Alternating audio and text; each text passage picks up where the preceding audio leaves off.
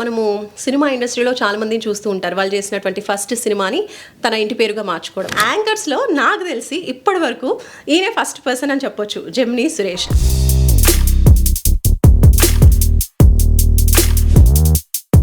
So చాలా హ్యాపీగా ఉంది ఈరోజు మిమ్మల్ని చూడడం. ఒక యాంకర్ ఇంకో యాంకర్ని ఇంటర్వ్యూ చేయడం అనేది చాలా రేర్ సిచ్యువేషన్స్లో జరుగుతూ ఉంటుంది. 1200 మందికి పైగా సెలబ్రిటీస్ని ఇంటర్వ్యూ చేశారు. అసలు ఎప్పుడు మీరు జెమినీలో స్టార్ట్ చేశారు? మీ ఫస్ట్ షో నేమ్ ఏంటి?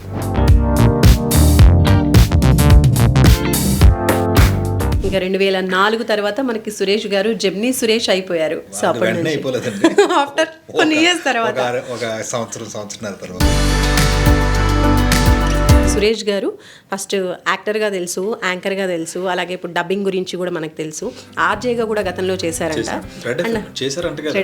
చేశారు. ఓకే. సింగింగ్ కూడా చేస్తారని నేను విన్నాను. నేర్చుకున్నారు. ఒక్కసారి ఏదైనా మంచి పాట వినాలని అను. ప్రేమ వనరాణి కన్యలివేణి వచ్చేనే అంతే. వావ్, ఒక్కటే లైన్, స్వీట్ అండ్ షార్ట్ గా. ఐ టు లవ్ యు అంటూ బదులే చెప్పమంటూ ఎందుకో ఏమిటో ఎప్పుడో ఎక్కడో నీ కోసం ఎందుకే ఇలా గుండె లోపల అడిగారు. మొత్తం లైన్ అయిపోయింది. నాకు ఇందాక నుంచి ఒకటి నన్ను డిస్టర్బ్ చేస్తుంది బాగా. డిస్టర్బెన్స్ ఏంటో చెప్పనండి, ఈ మైక్.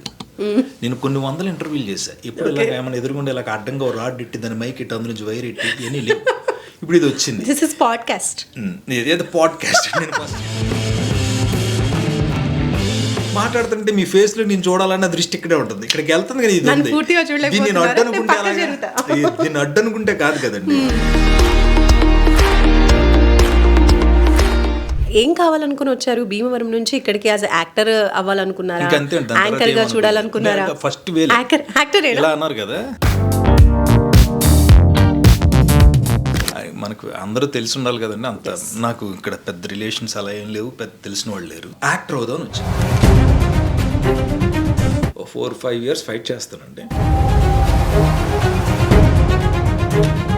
ఇప్పుడు మీరు గతంలో నుంచి చూస్తూ ఉన్నారు, అప్పుడు ఇండస్ట్రీ అంతా ఒకలా ఉంది, ఇప్పుడు ఇండస్ట్రీ అంతా వేరుగా ఉంది.